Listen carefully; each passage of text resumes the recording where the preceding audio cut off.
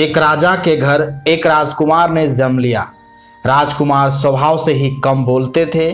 राजकुमार जब युवा हुआ तब भी अपनी उसी आदत के साथ मौन ही रहता था। राजा अपने राजकुमार की चुप्पी से परेशान थे कि आखिर ये बोलता क्यों नहीं है।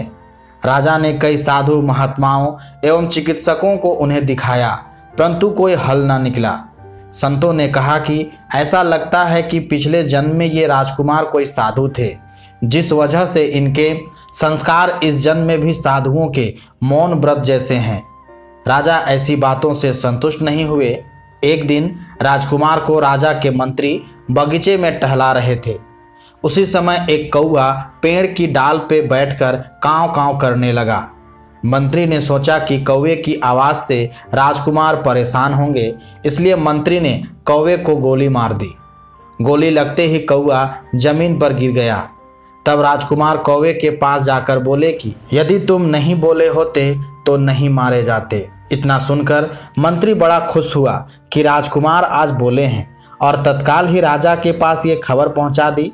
राजा भी बहुत खुश हुआ और मंत्री को खूब ढेर सारा उपहार दिया। कई दिन बीत जाने के बाद भी राजकुमार चुप ही रहते थे।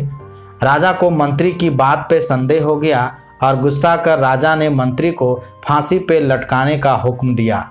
इतना सुनकर मंत्री दौड़ते हुए राजकुमार के पास आया और कहा कि उस दिन तो आप बोले थे, परंतु अब नहीं बोलते हैं। मैं तो कुछ देर में राजा के हुक्म से फांसी पे लटका दिया जाऊंगा। मंत्री की बात सुनकर राजकुमार बोले कि यदि तुम भी नहीं बोले होते तो आज तुम्हें भी फांसी का हुक्म नहीं होता। दोस्तों, बोलना ही बंधन है।